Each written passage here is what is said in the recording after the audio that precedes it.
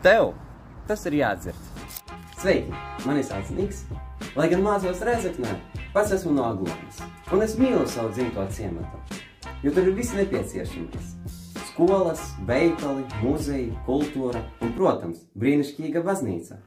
Tomēr Aglonai, tāpat kā daudziem citiem ciematiem un laukiem visā Latvijā, ir nopietna problēma. Mēs izmirstam.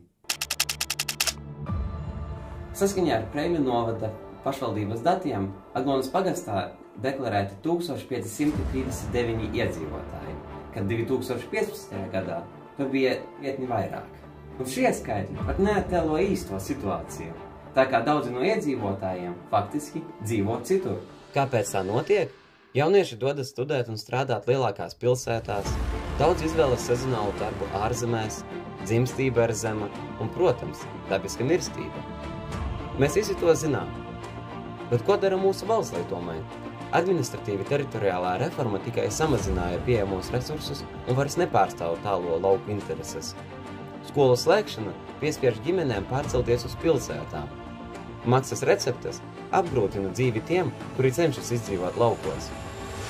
Valstī notiek strauja urbanizācija, bet man ir risinājums. 2024. gada septembrī es biju ekskursijā Grūzijā, un mūsu gids pastāstīja, kā viņa valsts rīkojas, kad kādā reģionā trūkst iedzīvotāju. Viņu pieeja ir šāda. Kad reģionā sāk sarukt iedzīvotāju skaits, valsts piešķirtam izmirstošā reģiona statusu. Tas nozīmē, ka jaunpienācējiem no citiem reģioniem tiek sektas apkuras, elektrības, ūdens un mājokļa izmaksas, lai stabilizētu situāciju. Un Grūzijā pat tiek darīts viss iespējamais, lai saglabātu skolas. Piemēram, vienā skolā 14 skolotāji var mācīt tikai vienu skolēnu, lai skolu neslēgtu.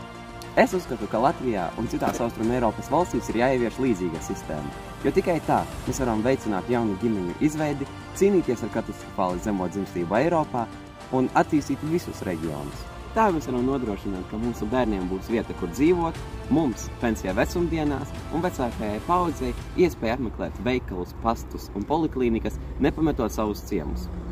Ar jums bija Niks. Jauku vakaru!